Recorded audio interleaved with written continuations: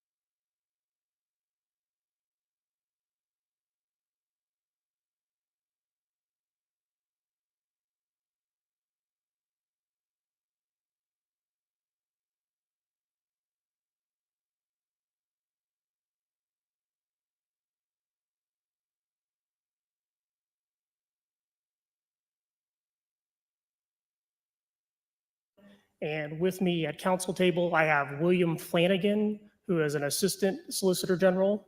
For the Tulsa Regional Chamber, I have John Tucker and Colin Tucker. For the City of Tulsa, I have Christina Gray. And for the Board of County Commissioners of Tulsa County and the Tulsa County Sheriff, I have Keith Wilkes. Thank you, sir. All right, appellants will be allotted 25 minutes to present their case. During this time, justices may ask questions as points are presented. Mr. Solomon Simmons is now recognized.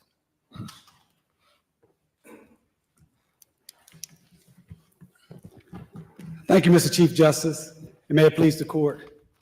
The district court should be reversed for 4 primary reasons. First, the survivor sufficiently pled a property-based claim for public nuisance under Oklahoma's notice pleading standard and the framework that was set out by this court in Johnson & Johnson in 2021. The survivors allege that defendants blighted the localized discrete Greenwood neighborhood through offensive and criminal acts causing property damage that is ongoing and requires abatement. And this court has held for over 113 years that blighted property can cause a public nuisance, and there is no statute of limitations on a public nuisance. Second, the district court's reasoning for dismissing the survivor's case because they, quote, failed to state a cognizable remedy is contrary to the well-established precedent of this court. At the pleading stage, quote, a plaintiff is not required to identify a specific theory of recovery, a remedy, or relief. Therefore, the district court's holding these plaintiffs to describe the exact abatement remedy before trial, before even discovery, is a heightened pleading standard that has no basis whatsoever in the pleading code or the precedent of this court.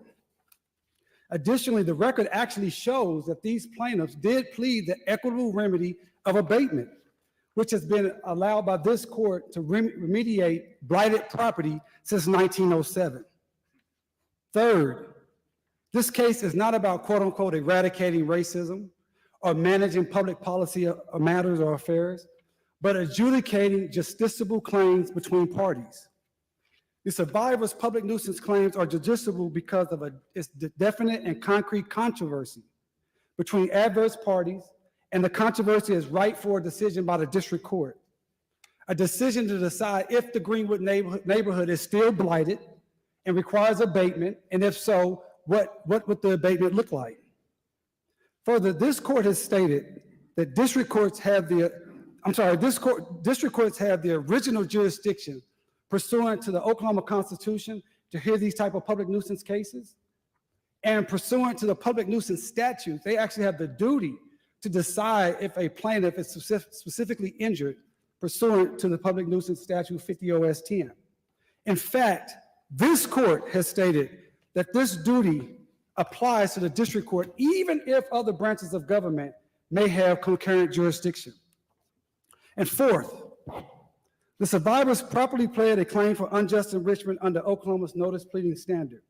And there's nothing in the record that explains how the defendants overcame the heavy burden of demonstrating that the survivors could prove no set of facts entitling them to relief at this stage of the pleading litigation. So court, today, the question before the court is very simple, straightforward, and procedural in nature. Did these survivors properly plead a public nuisance claim and an unjust enrichment claim pursuant to Oklahoma's liberal notice pleading standard? The answer is yes. That's why we want this court to reverse the trial court's decision and remand us back to start discovery as soon as possible, as time is of the essence for these two 109-year-old survivors who are here with us today. At this point, I'm going to talk more in depth about the 4 issues that I brought before the court, but I want to make it clear I am open and ready to answer any questions at any time. Just dive deeper into how we actually properly pled a public nuisance claim per this court's precedent. I'll first start with a case that the Chief Justice waiting for the court last year called McGee versus El Patio LLC, where the Chief Justice reiterated the longstanding precedent of this court that, quote, a motion to dismiss for failure to state a claim upon which relief may be granted will not be sustained unless it appears without a doubt that the plaintiffs can prove no set of facts which would entitle the plaintiff to relief. So when you combine that with the roadmap that this court set out in Johnson & Johnson, where you told us, Justice Winchester, writing for the court, told us exactly what is a public nuisance here in Oklahoma.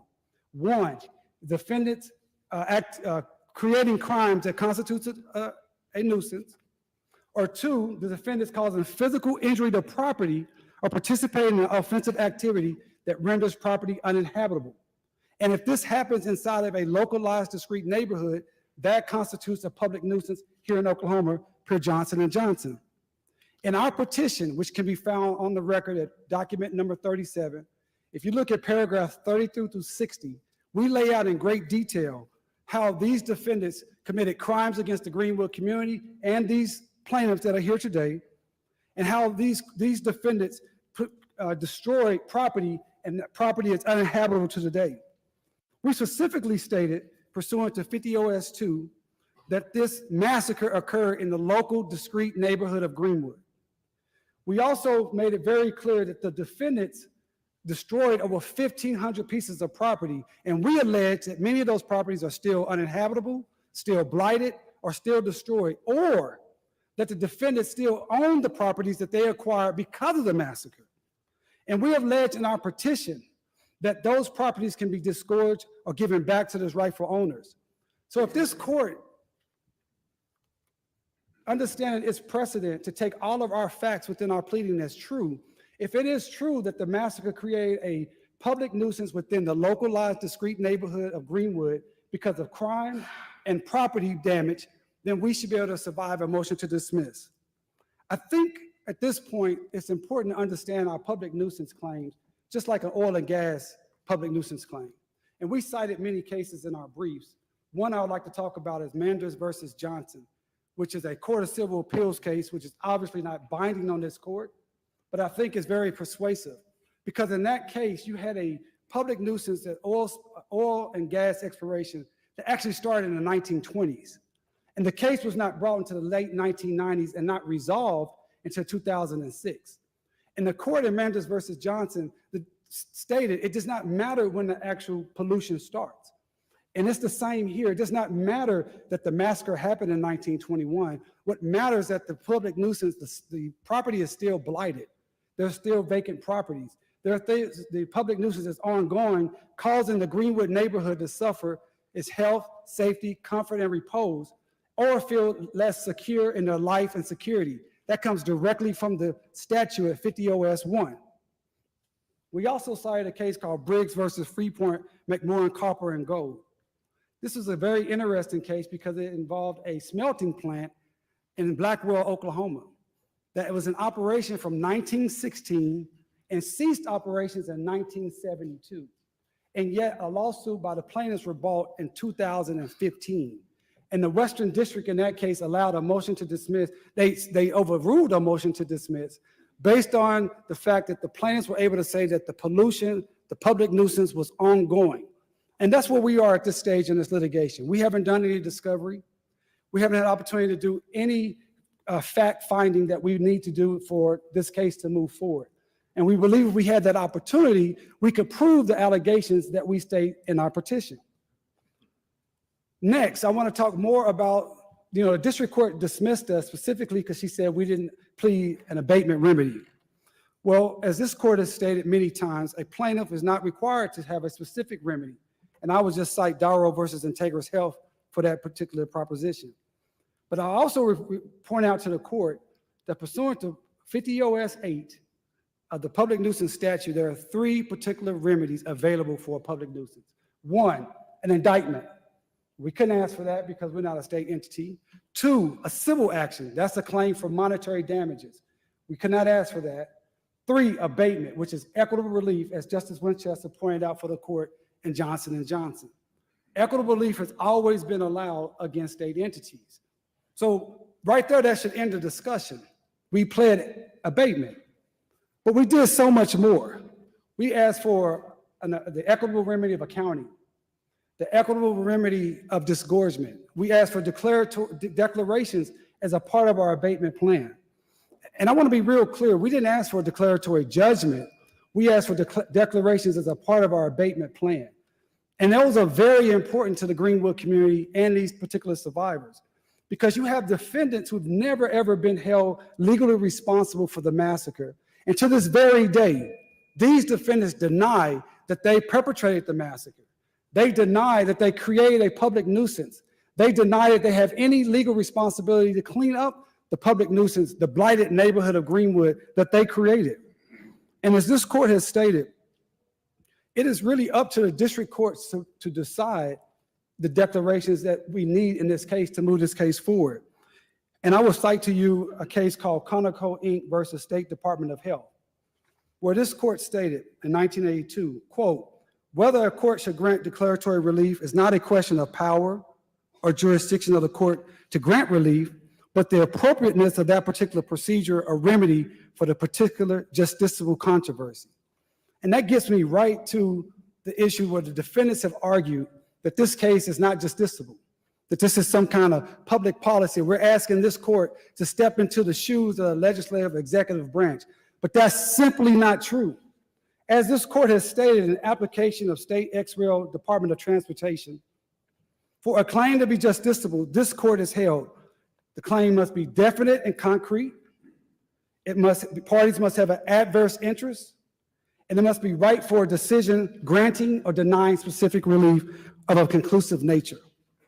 Obviously, there's a definite and concrete controversy here, and there are adverse parties. On one side, you have the 109-year-old last two living survivors of the Tulsa Race Massacre, and on the other side, you have the perpetrators of the massacre who has escaped any liability for 103 years, who deny that they caused the massacre, deny that they caused the destruction that these survivors actually witnessed with their own eyes.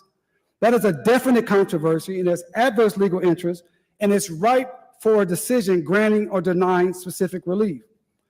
And in this state of Oklahoma, district courts have the authority and the power to adjudicate these type of property-based public nuisance claims between private parties. First, we'll look at Oklahoma Constitution, Article 7, Section A, for the original jurisdiction that gives these courts, the district courts, the power to hear these cases. But then we look at a case called Smeckless versus Spitz, which is a 1992 case that Justice Colgar actually wrote for the court. And that case is very instructive in this particular case that we're talking about today. Because in Smeckless versus Spitz, you had a defendant who was polluting a river in the city of Norman. It was causing so much problems that the city of Norman itself passed a resolution or ordinance calling what that defendant was doing was actually a public nuisance. But when the plaintiffs went to court, this court said that that was not enough. It was not enough that the city had said it was actually a nuisance. A district court had to decide, pursuant to 50 OS 10, was that private citizen, that plaintiff, specifically injured to be able to bring the public nuisance case. That meant that the district court has the authority and the duty to look at a public nuisance when you have private parties, as these two survivors are, and see if they're specially injured and to see if that case can move forward. Then we go back to our Mendes versus Johnson case. Remember, Mendes versus Johnson was the oil case that I talked about earlier, where you had an 80-year-old oil issue that was brought up into a claim in 2006. In that particular case, the defendants argued to the court that they were not responsible for the public nuisance because they didn't own the land when they first started pumping oil. Well, the court knocked that down. But then the defendant said, well, the district court does not have the authority to order abatement because the Oklahoma Corporation Commission has exclusive authority to clean up oil and gas pollution. And in the Minders case, again, Court of Appeals, not binding on this court, but they specifically analyzed this issue of original jurisdiction by the district courts and the nuisance statute itself. And they came back and said, no, just because another branch of government may have concurrent jurisdiction or may have some dealings with a particular public nuisance issue, it does not eradicate or eliminate the district court's ability to look at the case and make a determination. That's what we're asking for here. We have two clients who are specifically injured by the massacre. There are only two people in the whole world of 7-8 billion people that are here. They had the special injury. They're asking for this court to allow the district court to make the factual findings that's necessary so we can move this case forward. I would also make the court point very clear. Again, we have not, even though this case has been litigated now since September 1, 2020, almost 3.5 years, we have not had opportunity to do any discovery.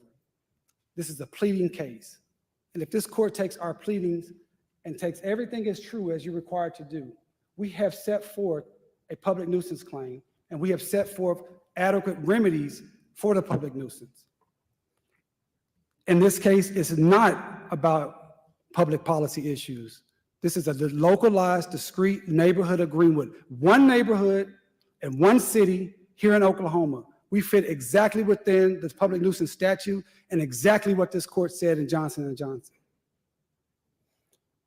Next, I want to be very clear that the GTCA does not apply in this case. Yes, Justice Rowe. Before you move on, I want to talk about the public nuisance action. Johnson & Johnson was an action brought by the state of Oklahoma, correct? Yes, sir. Yes, Your Honor. And public nuisance actions are typically brought by public officials, not private individuals. And in order for a private individual to bring a public nuisance action, it must be shown that the individual has a special injury different from that suffered by others. And here we had a large number of victims. How are these plaintiffs' injuries different in kind or special from the other victims of this event, this massacre? Thank you, Justice Rowe. These particular plaintiffs, who are both 109 years old, are the only two living survivors of the massacre. And so no one else in the world has the injuries that they have today. That's number one. Number two, this court has said that special injury, in your case, McKay versus City of Enid, is a 1910 case. The special injury to mean a harm that is different in kind from the public at large. It doesn't mean necessarily that some other people may not share the injury or the damage. But again, there's no one else in the world that shares this injury because they're the only two that's still living today. But doesn't your petition allege that the plaintiffs bring this action on behalf of other victims of the nuisance? Yes, because that's exactly what we have to under 50 OST, and they get to step into the shoes of the community. And so I would also say that underneath our pleading standard, I'm sorry, go ahead. No, underneath the pleading standards, we specifically pled that the public nuisance is causing our clients and the Greenwood community. It annoys and injures the survivors' comfort, repose, health, and renders survivors insecure in their life. That's what we pled. That is our burden at this point in the litigation. Again, this is a pleading stage. That's all we have to allege to have an opportunity to move to discovery and then prove our claims. And that's what we want to do. We believe we can prove all the claims that we put in our petition. We just have not had the opportunity yet. So as I was saying about public GTCA, it does not apply in this particular case, the Tort Claims Act. First of all, the chamber is not a public entity. It is a private entity. So any arguments about GTCA does not apply to the chamber whatsoever. But in Johnson & Johnson again, Justice Winchester again writing for the court, said, quote, an action for abatement of a nuisance is equitable in nature. And since statehood, since 1907, equitable relief has been allowed against state entities. We cited several cases in our briefs. There's three I would like to highlight. First is Mark Watt versus City of Guthrie. This is a 1907 case where this court held that abatement could be held, public injunction relief could go against the City of Guthrie. 1942 case we cited, Finlaz versus Oklahoma City. It's a 1942 case. What's very interesting about that case is that the plaintiff brought action for injunctive relief and equitable relief, and monetary damages. But this court dismissed the monetary damages before sovereign immunity, but allowed the equitable relief to move forward. We cited a case from 1981, Gay Student Alliance versus Oklahoma Board of Regents, 1981 case. Also, those plaintiffs were asking for monetary damage and equitable relief. Again, this court dismissed the monetary damages portion of the case because of sovereign immunity, but allowed equitable relief to move forward.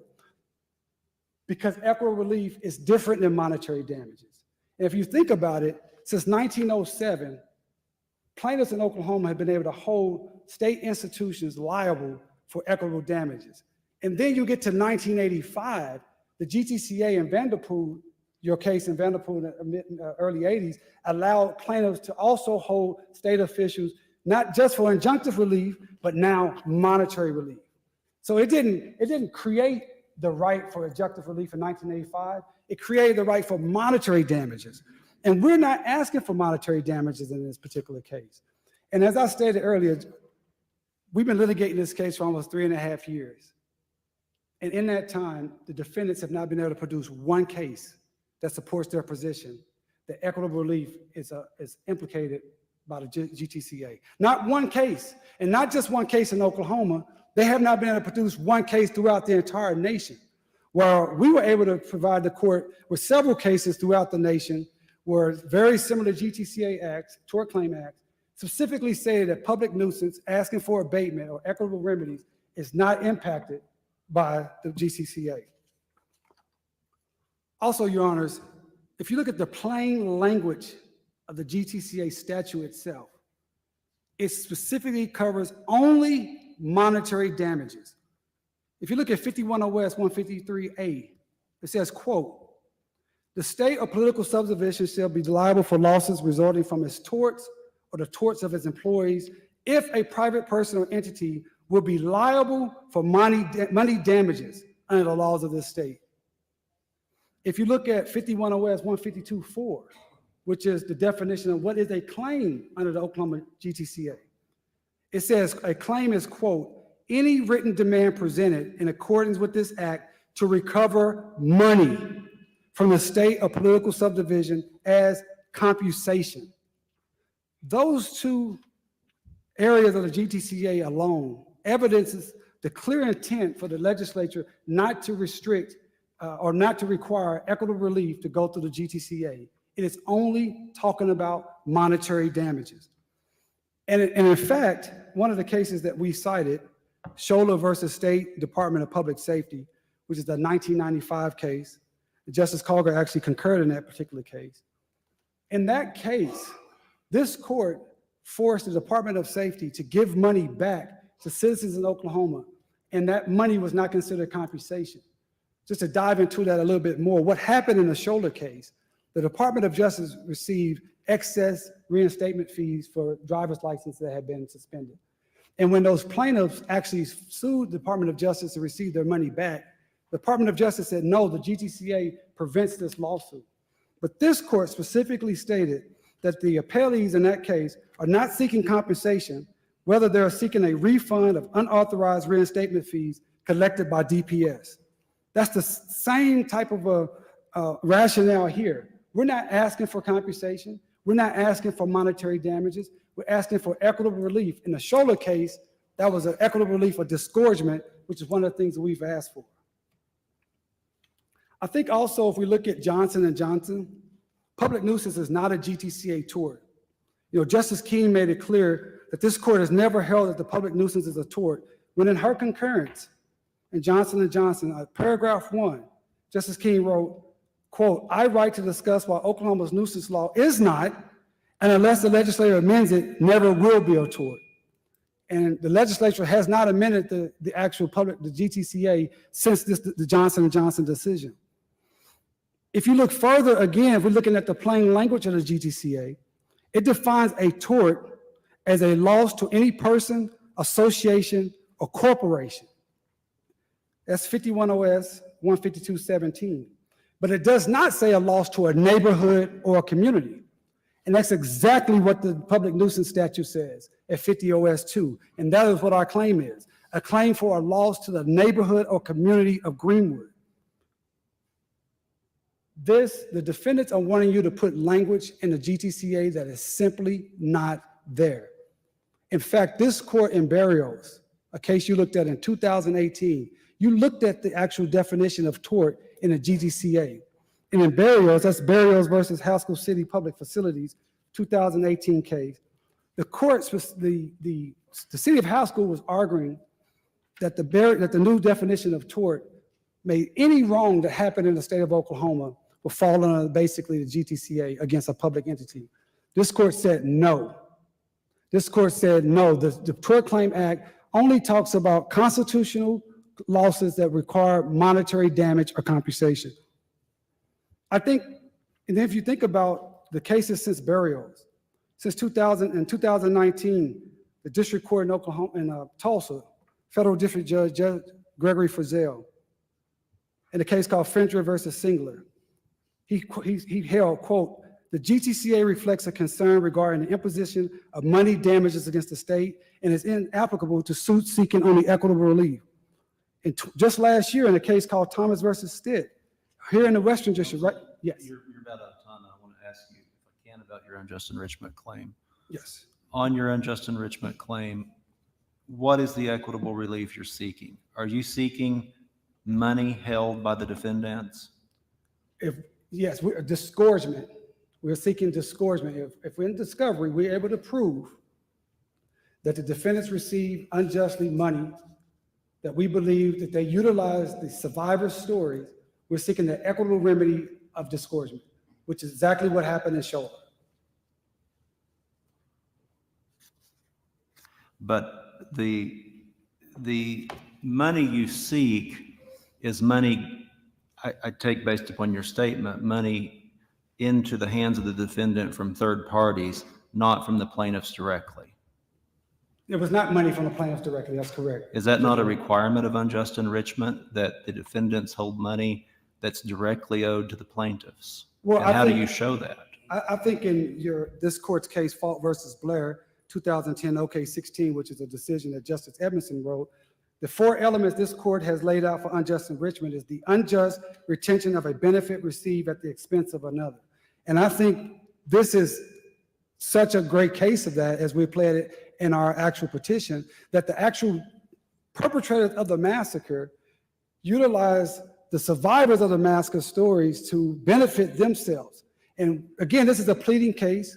We have not had a chance to prove it. We think we can. And we're hoping this court will give us the opportunity to prove our case, reverse this decision by Judge Wall, send us back to and remand it back for discovery to start as soon as possible. And we want these survivors to see justice in a lifetime. I see that my time is up, and I'm happy to answer any questions. Yeah. Counsel, these 2 individuals that are in the courtroom today, is it your position that they are the only 2 individuals that could bring the case?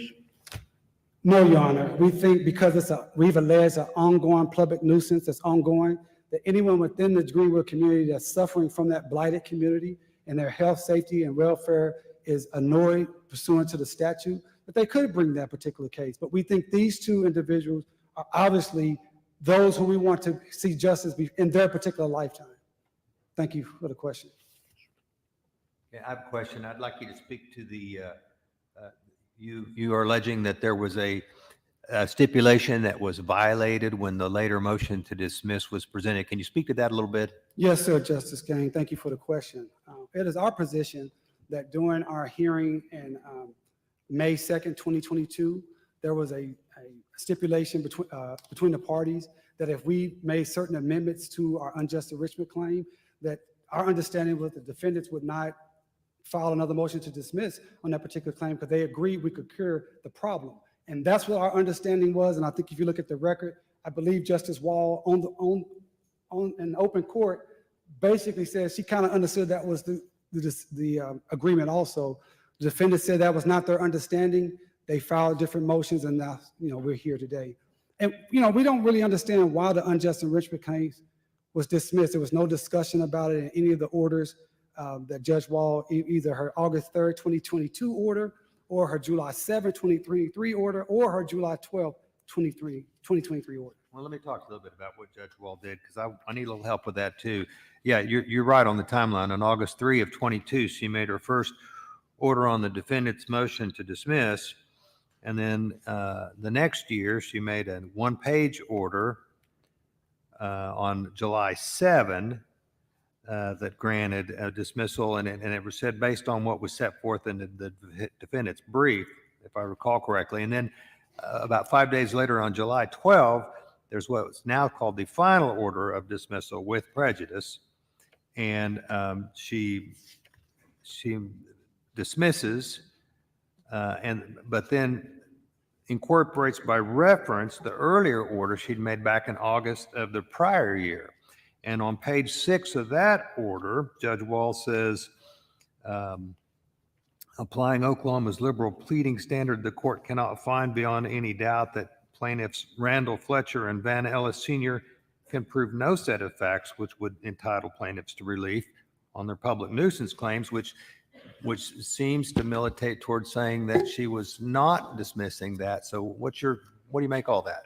I totally agree with you, Chief Justice, and I think it goes exactly what, in the case McGee versus El Patio that I discussed earlier, where you stated that a motion cannot be granted if there is no set of facts that we can prove. And she actually stated that on August 3rd. So we're completely surprised and just couldn't believe that the case had been dismissed based upon the August 3rd, 2022 order. Counsel, it seems to me that you're more interested in what's happening now, the failure to abate, to let the public nuisance exist as a result of the massacre, but you really can't go back to the massacre. Is that right? Really, it's what's happening now is what you're complaining about. Yes, we're saying, as Justice Carter, thank you for the question. There's an ongoing public nuisance that started because of the massacre. That is what we've alleged. Thank you.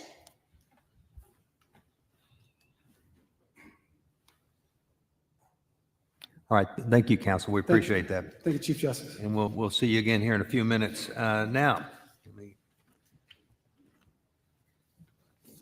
So now appellee Oklahoma Military Department will now be allotted 10 minutes to present their case. During this time, justices may ask questions as points are presented. Appellee's counsel Gary Gaskins is recognized.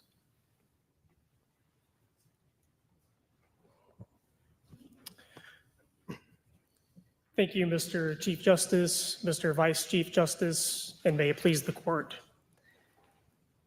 The Oklahoma Attorney General's Office represents the Oklahoma Military Department in this matter, which is the administrative arm of the Oklahoma National Guard. But most of the arguments I'm going to make today apply equally to the other governmental entities that have been sued. And except for the sovereign immunity arguments, the remaining arguments I'm going to make today apply to the Tulsa Regional Chamber. Before I begin, I think it is important to recognize the horrible injustices that occurred in Tulsa on May 31 and June 1, 1921.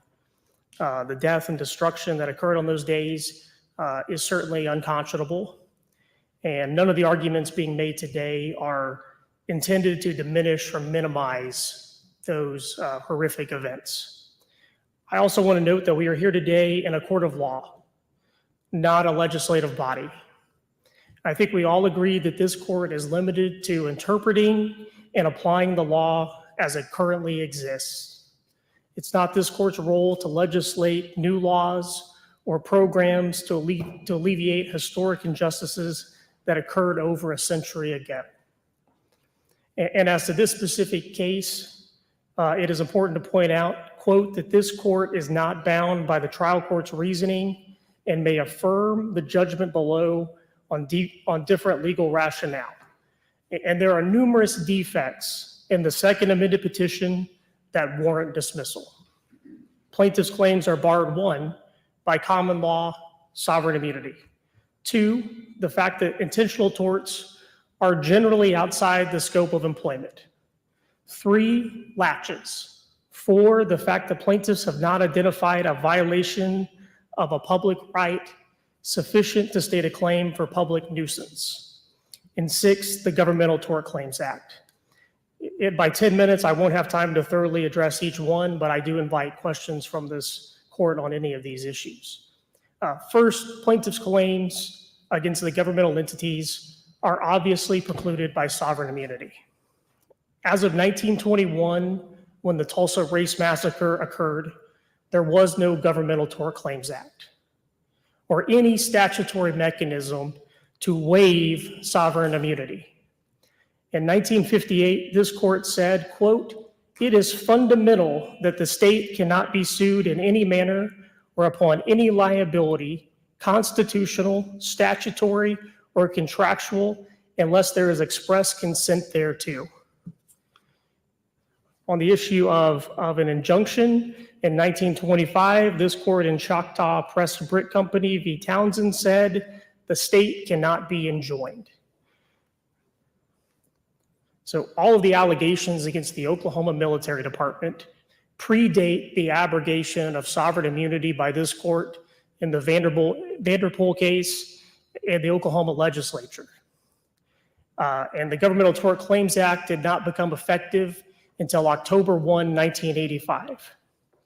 Likewise, common law sovereign immunity was not abrogated for cities until 1978 and counties until 1979. So as of 1921, when the massacre occurred, all of the governmental entities that have been sued were protected from liability under the doctrine of sovereign immunity. And therefore, there are no possible grounds for recovery against the governmental entities for acts that occurred during the Tulsa race massacre. Next, the National Guard members were clearly acting outside the scope of their authority if they were committing criminal acts. In fact, in the second amended petition, plaintiffs allege that the National Guard members violated the instructions of the governor to protect Greenwood residents and restore order. Plaintiffs are also seeking a declaration that the actions of the National Guard were inconsistent with their charter. As a result, plaintiffs have essentially asserted that National Guard members were acting outside the scope of their authority during the massacre. And during the argument today, the plaintiffs' counsel referenced multiple crimes that occurred. By definition, a state employee that is violating the laws of the state and committing a crime is not acting within their scope of their employment with the state. So thus, in addition to sovereign immunity, under the basic rules of agency law, the doctrine of respondeat superior, the state is not liable for the criminal acts committed by National Guard members during the massacre. Plaintiffs have also not identified a public right that has been violated. In the Johnson & Johnson case, this court said, quote, "A public nuisance involves a violation of a public right. A public right is more than an aggregate of private rights by a large number of injured people. Rather, a public right is a right to public good, such as an indivisible resource shared by the public at large, like air, water, or public rights of way." Here, the destruction of buildings, homes, and businesses are certainly unconscionable and tragic, but they are technically an aggregate of private rights. And while a large number of people may have been injured during the Tulsa race massacre, the destruction of the buildings, homes, and businesses does not meet the definition of a public good, such as air, water, or public rights of way.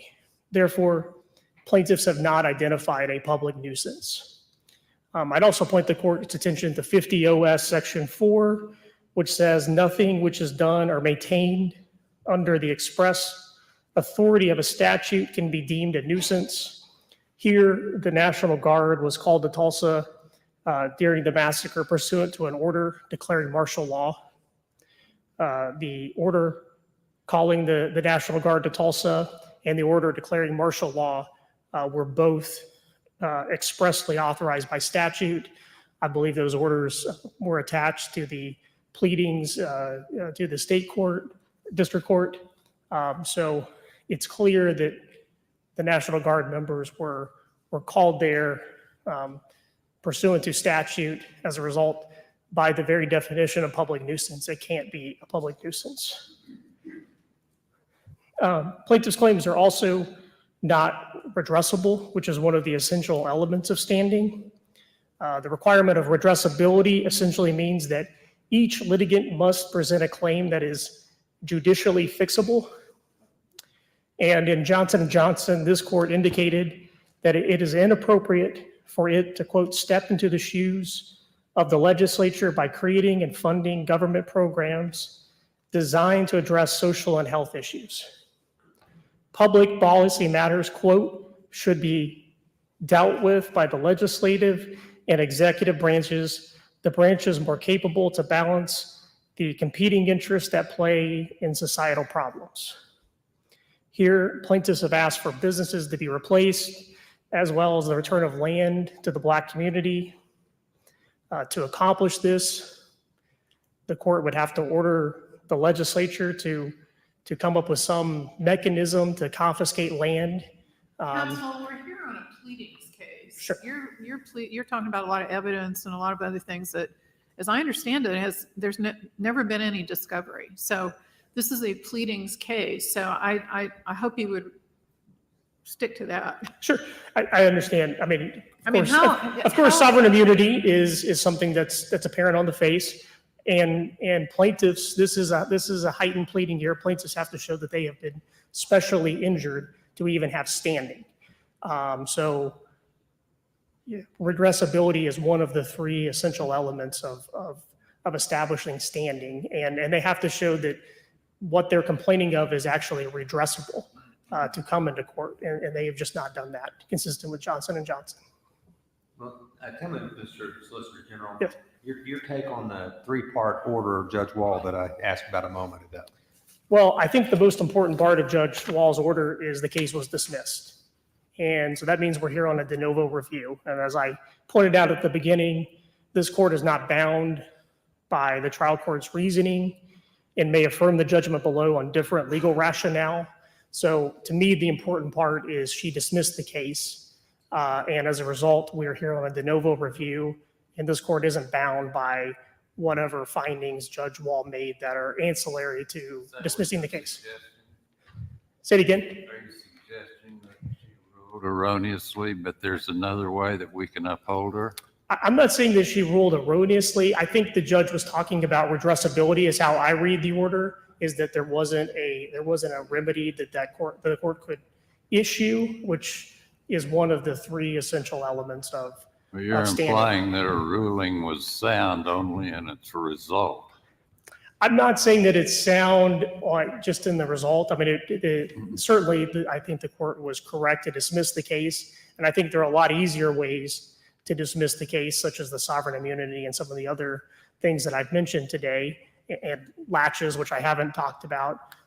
So there are a lot of easier ways to dismiss the case, but I do think the district court was right to say that there wasn't an available remedy, because that goes to redressability. Well, frankly, I share your confusion as to exactly why she dismissed the case. And I understand it, but I think since we are here on a dismissal, it is de novo review. I think it works both ways. This court is not required to give that any special deference. Well, if you can fathom it better than I, I'd appreciate the explanation. And you brought up latches. Plaintiffs tell us that latches does not apply. Why do you suggest that it does? Well, I think the latches applies because it goes back to, the latches cases that plaintiff has relied on in the brief are based upon 50 OS Section 7, which says that no lapse of time can legalize a public nuisance amounting to an actual obstruction of a public right. And again, as I just talked about a second ago, plaintiffs have not identified a public right, as this court has articulated in Johnson & Johnson, that is still being obstructed. So I don't think that 50 OS Section 7 actually applies in this situation. And the Rivard v. Hunt case that plaintiffs relied on, that was a case involving someone that put up a fence that was blocking a road. And 10 years later, someone sued to have the person take down the fence, and the court held that the fence didn't suddenly become legal because the person waited for 10 years. I think this situation is completely different, but regardless, we do not have an obstruction of a public right that has still been identified.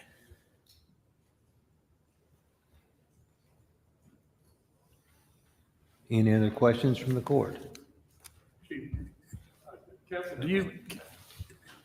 What's your position on the unjust enrichment claim and the proposed settlement Right. that the petitioners allege you all violated? I do think that those questions are probably better for Okay. co-counsel. I don't believe the unjust enrichment claim was directed to the Oklahoma Military Department. All right. But I do believe Judge Wall did address that there was did not find that there was this agreement on the unjust enrichment. But I think those questions are better left for my co-counsel. Were you present at that time? I was not. All right, thank you. Counsel for the plaintiff said that this is an ongoing nuisance.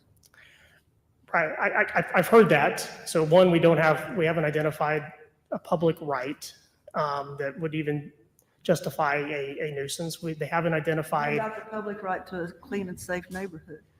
right? So then I think this, I was about to get to, this also gets into the fact that plaintiffs have to show that they've been specially injured. In addition to, How can there be any question that these plaintiffs have not been specially injured? I mean, did the military attack other neighborhoods in 1921? sure. I think that we're here. So one, I think we have to step back and go to common law sovereign immunity, right? In 1921, there was no mechanism to waive sovereign immunity. And I think this court made clear in the Vanderpool case and the Oklahoma Governmental Tort Claims Act makes clear that it only applies to claims that accrued after October 1, 1985. And in Wallace v. Cato from the U.S. Supreme Court, it said that accrual occurs when the plaintiff has a complete and present cause of action. Plaintiff did have a complete and present cause of action prior to October 1, 1985. So the fact that the suit wasn't brought previously is unfortunate, but it is still covered by the Governmental Tort Claims Act. Or not, it's still covered by common law sovereign immunity. The Governmental Tort Claims Act provides another defense, but we don't even have to get there.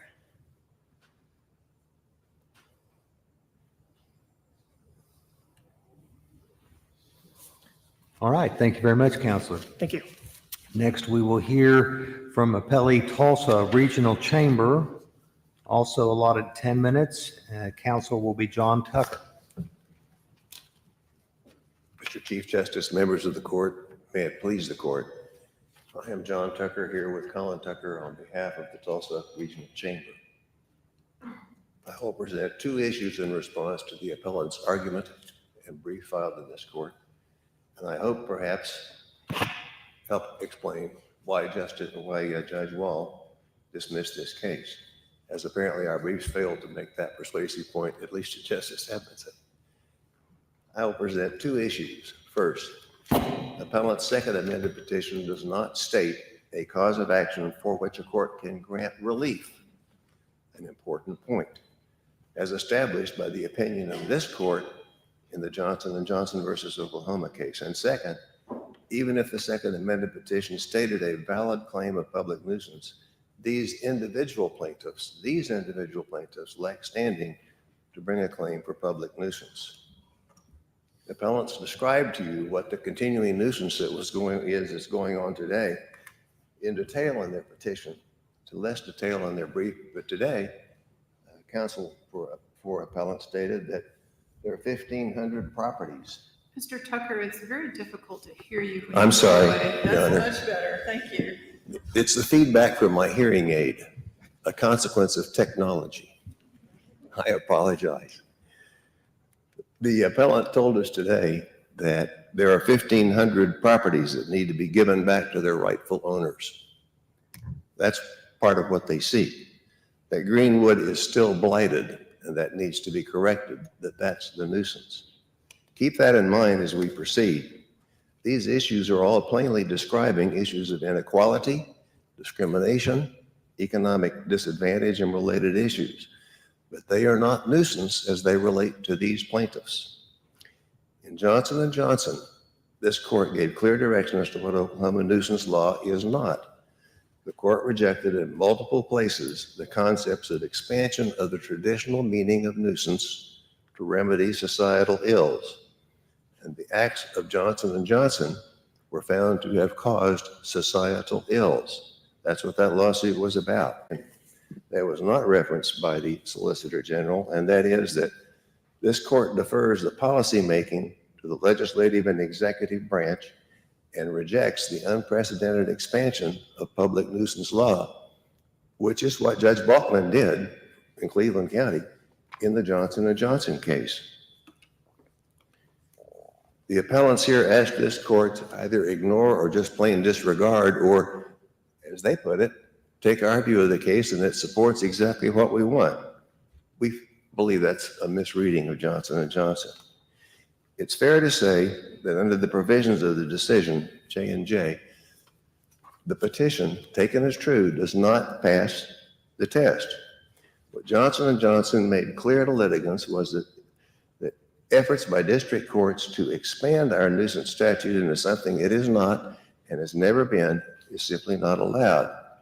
The court held that public nuisance is to address discrete, localized problems, not policy problems, and that to erase the traditional limits on nuisance liability would make the Oklahoma nuisance statute impermissibly vague. The court said it would result in allowing courts to manage public policy matters that should be dealt, in fact, by legislative and executive branches. The court said if a judicial remedy cannot cause the alleged nuisance to cease, the claim must be rejected. Now, Judge Wall, I suppose, then would be supposed, under the plaintiff's view, to order the identified 1,500 properties to identify the rightful owners and return it to them. Judge Wall would have to enter an order that the blight had to go away from North Tulsa. Those are things that would perhaps be good to happen, but it's not for a district judge to take control of all those social issues and direct that they be fixed. And what are the appellants alleging, if not that this court is being requested to allow a society-wide order of abatement to address social issues, health issues, criminal issues arising from a conduct that they say is a nuisance, a conduct which they have yet to identify is ongoing. What they have identified is consequences that they say result and continue to exist as a consequence of acts in 1921. As plaintiffs say in their prayer for relief at page 50 of their amended petition, they want an order to abate the harm defendants caused by other things, replacing buildings, homes, and businesses destroyed during the massacre and returning misappropriated land to the Black community. Number 6, an order requiring the abatement of public nuisance by defendants, including the abatement of all the conditions in the Greenwood neighborhood that are aspects of the nuisance created, including but not limited to restoring property, removing impediments that continue to injure the comfort, repose, health, and safety of Greenwood. Those are simply things that a district court can't do. Does the city of Tulsa own any property in this area? I have no idea, Your Honor. That's because there's been no discovery? Well, I think it doesn't really matter if the city of Tulsa owns the property, because the city of Tulsa would not have been who took the property. All of these are facts that aren't in the record. The property the city of Tulsa owns is as a consequence of the federal government's urban renewal program. So the federal government's not a defendant here, but I suppose they'd be a participant in the nuisance as they're maintaining these today. Appellants say that they only have to say that they want abatement. They don't have to show why or what it means. The appellants overlook the basic principle that to avoid mootness, there must be some abatement remedy that'll work. None has been suggested. Everything that's been suggested or everything that's required are things that cure societal ills, and none specifically apply to either of these individual plaintiffs. Counsel, is the Tulsa Chamber, you represent the Tulsa Chamber? Yes, Your Honor. Is your client involved in any museum or anything in the neighborhood to educate the public about this massacre? No, Your Honor. The Chamber of Commerce is there to provide assistance, support. It's not a funding agency. It is a voluntary association. Are there activities ongoing in the neighborhood along the lines I've questioned? Well, yes, there have been a lot of civic activities. Several individual groups in the Greenwood community, which do not necessarily get along with this group, are behind for example, the Race Massacre Museum, the creation of the walk in Black Wall Street to commemorate Black Wall Street and the restoration of the area. Those are efforts obviously the Chamber of Commerce supports, but they aren't the Chamber's efforts. Are they involved with any of the defendants? The Chamber would like to say that if there's anything that's good about the community in Tulsa, they'd like to be involved in it. But the extent of it, I don't know. Was the chamber in existence in 1921? Yes and no, Your Honor. The current Chamber of Commerce is the third corporate entity that represents the community of Tulsa. Chamber of Commerce has historically always publicly adopted the positions of the previous chambers as a matter of continuity in support of civic spirit in Tulsa. Technically, no. As a practical matter, they have taken the position that they are a continuity. The second point I wanted to make is why appellants lack standing to bring this claim. As the court pointed out, they must show that this is especially injurious to them in a manner greater than others that may be affected by the same thing. Several cases have described that. At page 5 of the plaintiff's second amended petition, they start to identify the special injuries to the plaintiffs. Mother Randall, one or some of the defendants looted and destroyed Mother Randall's home, rendering her insecure and her sense of safety in the aftermath of the massacre, and caused her to have emotional and physical distress that continues to this day. Goes on to describe the distress. Same was said for the other parties. Oklahoma has felt that these things do not satisfy the claim because some personal injury or property damage, however slight, must accompany these claims for mental anguish in order to recover. Appellants simply failed to argue that there was any special injury to them beyond those sustained by others who were present for the 1921 massacre, or as this court observed, by others who came later who may be affected by the economic disparities that may have followed from the massacre. This court wants to expand public nuisance law. The appellants want this court to expand public nuisance law, even though that would require management of public policy by the district court. In Johnson & Johnson, you said you don't minimize the severity of the harm that people suffered as a result of opioids. However grave the problem of opioid addiction is in Oklahoma, public nuisance law does not provide a remedy for this harm. Okay, and I appreciate that, Mr. Tucker. We've exceeded our 10 minutes by just a few seconds, but the court may have some additional questions for you. Please stand by for a moment. We'll see if anybody has any other questions. Yes, Your Honor. Chief, were you involved in this proposed settlement discussion? Yes, Mr. Justice. I was in the courtroom and I heard it all. What's your recollection? Was there an agreement not to object to the amended petition on the claim of unjust enrichment? There were, during the course of the argument on the failure of the allegations, one of the plaintiff's counsel said if we take out paragraphs, I think it was K through Y, then that would remove all those complaints. So an agreement was reached that if those allegations were removed in an amended petition, that there would be no further briefing filed by the defendants on the point of unjust enrichment. When the plaintiff refiled its petition, they took out those paragraphs, but they added many more. Consequently, a motion to dismiss was filed because the new petition said much more than the other petition had said. As a practical matter, I observe if you look at the order of the judge, the dismissal of unjust enrichment claim was without prejudice, and the plaintiffs chose to come here on their appeal rather than refiling the petition as authorized by the district court.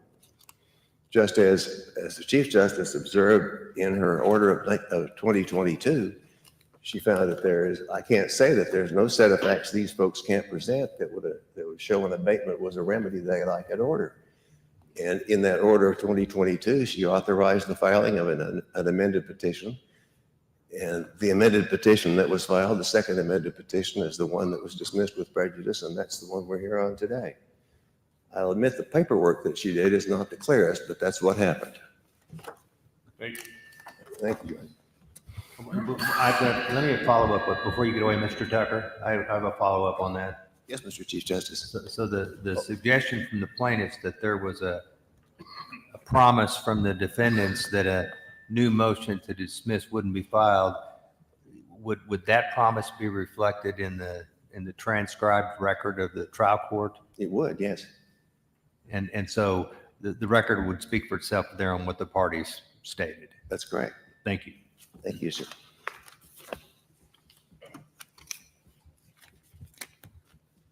All right, let me get back to my list of who comes next. I'm doing a bad job of keeping my papers unshuffled here. There we go.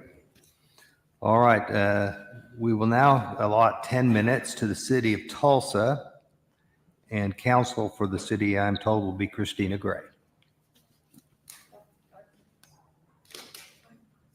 For clarification, I had asked for 5 minutes, if that helps the confusion on that issue.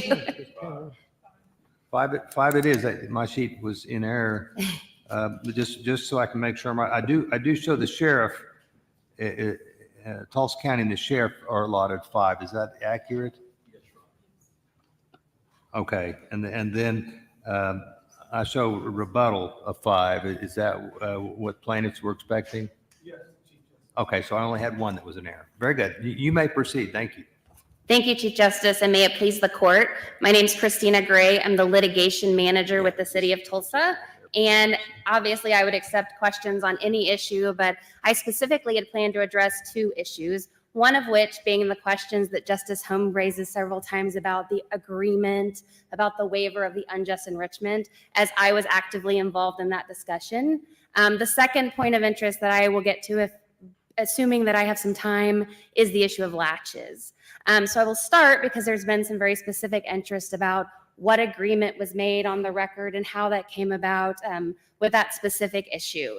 In the September 28th, 2021 hearing before the district court, each of the defendant attorneys presented different topics. I presented the argument on latches and brought up the issue that one of the issues in the plaintiff's complaint was asking for disgorgement of funds over a period of 10 or over 100 years. When I brought up that point and issued that should be barred by latches, the plaintiff's counsel said, no, we didn't intend to ask for 100 years of disgorgement. We meant to ask for 2 years of disgorgement because there's a statute of limitations on unjust enrichment. So there's discussion on the record, which is reflected in the record that's part of this appellate record in the transcript, wherein the plaintiff's counsel said, in order to fix that pleading error, we will take out those to address the latches issue. Nothing was done at that time. No amendment was made and no agreement was done. We came back in front of the district court on May 2nd of 2022 and had an additional oral argument where the district judge asked, what about this agreement to file an amendment? In the record on this case, it's document 50, volume 5, page 86, is where the supposed agreement is reflected. And essentially the discussion between counsel was that to fix basically a small pleading error would then, as this court's well aware, an amended petition would undo all of the briefing and argument that had happened. There had been substantial briefing, there had been substantial oral argument. So what the record reflects is that the argument is, if this is all they fix, it specifically says that will be the only purpose of the amendment is to take out subparagraphs A through N, then the defendants will, quote, rest on the existing motions to dismiss with respect to their legal arguments. There was no waiver of any of the issues which we have raised. It was we will rest on our motions to help this proceeding move forward and not have to redo what we just did because of a technical pleading error. So at that point, we rested on the motions. Now that technical pleading correction didn't happen because what happened in the May 2nd, 2022 hearing is at the end of the hearing, the district judge from the bench issued a partial ruling of, granted in part, denied in part, and then we waited for the written order. So that technical amendment where this supposed agreement happened never actually occurred. Then on August 3rd, 2022, we received the district court's written order that allowed the plaintiffs to amend. And at that point, when they provided a full amendment which addressed public nuisance and unjust enrichment, the parties re-urged the substantive arguments with respect to the unjust enrichment. So that's the issue with respect to whether there had been some settlement or agreement. Again, it's clearly in the record that the parties stood on the existing motions in light of this very minimal adjustment that was going to be made that ultimately wasn't made because of the court's ruling in the agreement. And with that, the other argument that I would like to address before this court in my limited time is the issue of latches. I believe that the Solicitor General addressed it quite a bit, but I would like to go back to the argument that Plaintiffs' Counsel has said today that for 130 years, there's been the law that public nuisance is an available remedy. This is not a new remedy. This is not a new injury. This is something that happened as a result of an incident, a terrible incident in 1921, but it's something that has been delayed, and it's something that is prejudiced by the face of the complaint. This court has held relatively recently that if latches is determined by the face of the complaint, it's something that can warrant dismissal. In this case, we're talking about witnesses, we're talking about documents that existed or created 100 years ago. You heard the plaintiff today that these are the only 2 living survivors from the race massacre. So in order to try to obtain documents, information, and testimony, there is a prejudice that's identifiable from the face of the complaint. And with that, I believe I'm almost out of time, but I will accept any questions if there are any.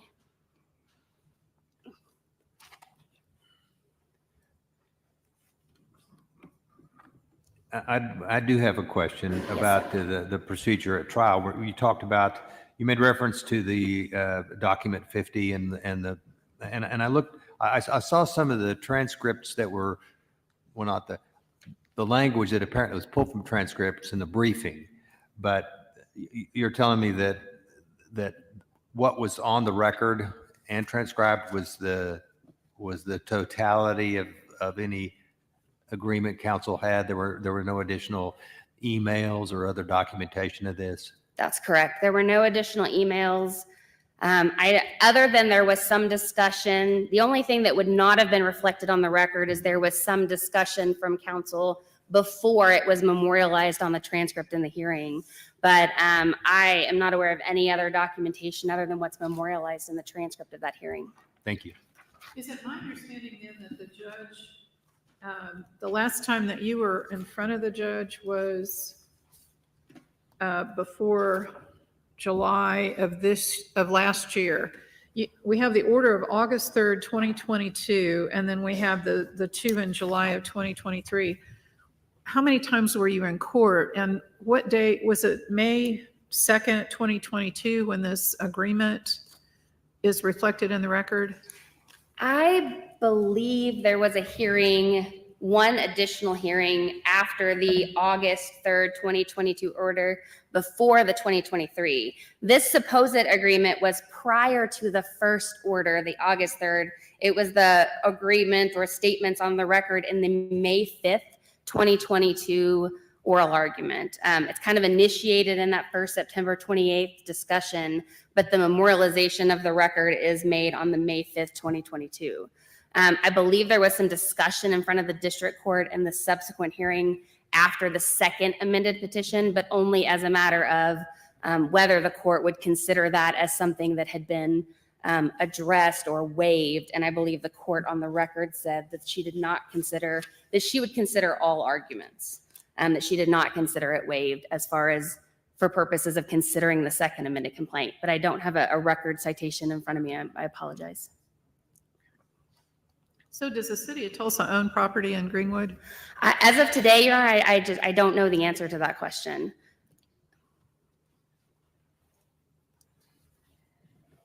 Right. Any other questions from a member of the court at this time? Thank you for your time. Thank you, Ms. Gray. All right, next we'll allot 5 minutes to the Tulsa County and Sheriff Regalado. Counsel will be Keith Wilkes. Thank you. Mr. Chief Justice and Justices of the Oklahoma Supreme Court, may it please the court. So I have to make sure my papers don't end up on the floor here. On behalf of Vic Regalado, who sued in his official capacity as Sheriff of Tulsa County and the Board of County Commissioners of Tulsa County, who all step into the shoes of their predecessors from over 100 years ago, thank you for retaining this important case. The Tulsa Race Massacre is indeed a dark moment in the history of Tulsa, in the history of our state, in the history of our country. 103 years later, none of us can comprehend the epic of fear, hate, distrust that fueled an angry mob of white men who left Greenwood and the surrounding community in ruins when the dust and the smoke settled. However, for the men and women who survived and stayed, the end of the massacre was also the beginning of another story. And it's a story that should not go unacknowledged, and it is important here in light of this ongoing public nuisance argument. In their briefing, Chief, counsel for the appellants claimed Greenwood was never rebuilt after the Tulsa Race Massacre. While in line with their claims, this assertion is simply not supported by history. The court can take judicial notice of history, and then you can see Title 12, Section 2020, and also Farley v. City of Claremore, 2020, OK 30 at paragraph 13. We do not need an advocate's sharpened pen or an eraser to elaborate on or diminish the events that led up to, through, and after the race massacre. The story of the triumph that unfolded the decades that followed is there, and history stands on its own. Fortunately, we have the unquestioned work of respected historians John Hope Franklin and Scott Ellsworth, the primary historians and authors of the Tulsa Race Massacre Report, who pieced together the details leading to and through the dark days of the years that followed. It is Ellsworth who writes, "The rebuilding of Black Tulsa after the riot, particularly that of Deep Greenwood, is a story of almost as great importance as the riot itself. Perhaps more than anything else, this rebuilding was a testament to the courage and stamina of Tulsa's Black pioneers in their struggle for freedom." The Race Massacre Report itself, which is part of the record, states that after the massacre, quote, "the residents worked together and rebuilt. Not only did they rebuild, they again successfully ran their businesses, schooled their children, and worshiped in their magnificent churches." That's a Race Massacre Report at page 149. Juanita Alexander Lewis Hopkins was an adult witness and survivor of the massacre. She was also a civil rights activist and a journalist for the Oklahoma Eagle, which has been called the voice of Black Tulsa. That publication was founded on the heels of the race massacre in 1922. She observed, quote, "After the riot, Tulsa rebuilt from the ashes. In fact, the Greenwood district after the riot was even more impressive than before the riot. That is when Greenwood became known as the Black Wall Street of America." This is after the riot. As we know, cities and communities are not static. They're dynamic in nature. They change with the times and with the needs.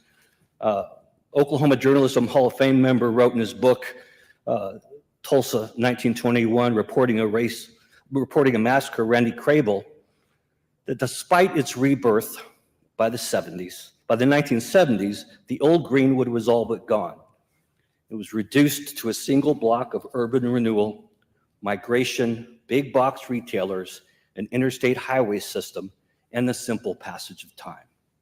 History has indeed recorded both the despicable acts and conduct of 1921, but it has also recorded the resilient spirit and triumphs of the Greenwood community that rose from the ashes of the massacre in the years that followed. This goes to this ongoing public nuisance claim that's based upon a stance that's not supported by history, that this community was not rebuilt. The 10th Circuit Court of Appeals summarized it well in Alexander versus Oklahoma 20 years ago. In upholding the federal district court, both courts, below and at the circuit court level, acknowledged the tragedy of the Tulsa Race Massacre, but they are left with the conclusion that as a matter of law, no legal avenue exists through which plaintiffs can bring their claims. 20 years later, the law has not changed. The only thing that has changed is that we're now another 20 years removed from 1921. The court and other courts have cautioned that the tort of public nuisance is not to expand to become society's catch-all and cure-all cause of action that applies when all else fails. That is what has been attempted here. Public nuisance is not a tort, says plaintiff's counsel, and with respect to anyone who agrees, the Johnson & Johnson court recognized in paragraph 13 of its decision that the opposite has been true since the 16th century. I dug further to see that it was in 1537, during the reign of King Henry VIII, when two areas of law that had traditionally been only part of criminal turned into tort law, and the other being libel. And it was previously viewed as a crime, which has become per se tort. Now, That's Mr. Wilkes, also- I've afforded you a little extra time because you needed a few minutes to go to organize after our timer started. But we have reached our 5 minutes. Let me see if the court has any questions of you. I don't Thank you, think so. Mr. Chief Justice and Justices of the court. Thank you, sir. We appreciate your participation. And Mr. Solomon Simmons, this is your client's case. This is your appeal, and you very rightly get the last word. Thank you, Mr. Chief Justice, and may it please the court. I just want to be clear again, we are at the pleading stage. We heard a lot of testimony and facts that really shows, again, why we need discovery in this case.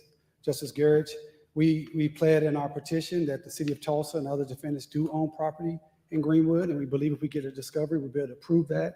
We pled that many of those properties are a result of takings of the massacre. We think if we get to discovery, we can prove that. We also pled the public rights in this case, as the statute states, that because of the blight in Greenwood that they created during the massacre and is continuing to this day, is inhibiting or causing harm to the health, safety, comfort, and repose of the survivors in the Greenwood community. That is our duty at the pleading stage. That's where we are. We've pled that, and this court, based on your own precedent, has to take everything we stated as true. And if it is true that they blighted property in Greenwood that is causing a public nuisance, that should give us enough to defeat a motion to dismiss. Regarding the common law sovereign immunity, again, I would just recap for the court. Since statehood, actually even before statehood, but since statehood, since 1907, the first case that we cited, Marquardt versus City of Guthrie, and we cited a string of cases going all the way up until today, equitable relief has always been allowed against state entities. The defendants are wanting this court to take away a right that citizens in Oklahoma have had for 117 years, the ability to hold our government accountable through equitable and declaratory relief. That is what they're asking this court to do today. And I don't think this court should do that, particularly if we have not had an opportunity to get the discovery. There was some dimension also of Johnson & Johnson. I want to remind the court, as I know the court knows, Johnson & Johnson came to this court after a 33-day trial with thousands of exhibits and dozens of witnesses to create a record for this court to then analyze, was it actually a public nuisance that could be abated? Thirdly, I want to touch on this unjust enrichment question. I want to be clear that at this stage, we believe we have properly pled an unjust enrichment and we should be able to move forward. But I want to just have clarity on the discussion, Justice Kane, that we did have with the defendants. First of all, there was discussions that were not on the record. That's number one. And as Christina Gray stated, we had an additional hearing after that discussion. It was October 18, 2022. It's on the in the record, that's document 48. And if you go to page 20 of document 48, I'm going to read you what Judge Wall stated her understanding of the agreement was. This is Judge Wall. Quote, regarding the unjust enrichment claim, certainly I think if you read the court's order, you will see that from the court's point of view, it was a reasonable interpretation of the stipulation that if only the time frame of the claim was redacted, there would be no further motion to dismiss that one claim. That was my understanding. That's Judge Wall. She said, that was my understanding. I thought it was a real simple stipulation. Apparently, I misunderstood apparently I misunderstood the plaintiff, or the defendant's intent. But again, it's recorded by transcript, and to the extent that the defendants have included in their motion to dismiss, the plaintiff have an opportunity provided by Oklahoma law to respond in writing. So I think it's very clear that it was our understanding and the judge's understanding that we had an agreement that we were going to move forward on the unjust enrichment claims. Let me ask you this. If in fact, the defendant said they were going to stand on their position and then change their position, and the trial court, having received their announcement previously, has now changed its opinion and said, I'm going to allow them to do that, would that be an abuse of discretion issue on appeal, or what would be the proper standard of review? Well, we think that a actual agreement between parties should be held, that the parties should be held to it. And that's what we thought was going to happen. Now, again, we believe we've properly pled at this point to move forward without the agreement, but I just want to make the court know that we did have those discussions. That was our understanding to move this case forward. All right, and I'd intended to allow you to use your last time uninterrupted, so I'm going to give you extra time if you needed to get your final thoughts in. Thank you. Justice Rowe, I thought you might have a question. I do. I want to begin by thanking you and all of the council and the plaintiffs for being here today and doing a very fine job. My question is simple. It's in your brief. You say that the $30 million Greenwood Rising History Center is being built, and I read it to think you're wanting that's part of the nuisance. Which of the defendants is building that? Well, I wouldn't say it was part of the nuisance, part of the unjust enrichment claim. And at the time we wrote this petition, the defendants were all a part of an organization that was raising money to build that particular museum. It is our understanding, as we pled in our petition, that about $30 million was raised. And we don't know how much of that money is actually went into the museum, and how much of that, where is that money? And that's, again, speaks to why we need discovery on this particular case, so we can prove and show what actually occurred. Are you objecting to the building of the center as part of your nuisance? No, we're not. We're not objecting to the building as a part of this particular litigation. Thank you. Any other questions? No, but I have a statement. Yes, Your Honor. When I went to high school, I knew about the Trail of Tears. I knew why Chief Pleasant Porter wanted prohibition in the Constitution, but Greenwood was never mentioned. And so I think regardless of what happens, that you're all to be commended for making sure that that will never happen again, that it will be in the history books. Thank you. Thank you, Justice Carter. I would just like to say two other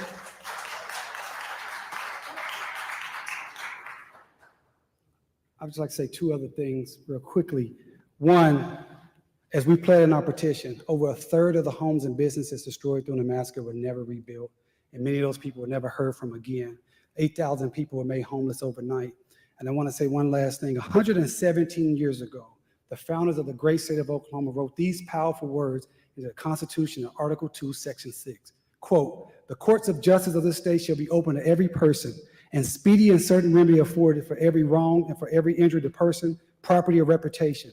And right and justice shall be administered without sale, denial, delay, or prejudice." Yet these plaintiffs have been waiting for almost 103 years for their opportunity to be in court to prove what happened to them and their community. We're just simply asking that this court give us the opportunity to be remanded back to the district court to prove our claims. And if we have an opportunity at another time to discuss it after the trial, we look forward to that. Thank you. Thank you, sir. Any further? All right, with that, the court will be in recess. Thank you all. Thank you, Chief. All right.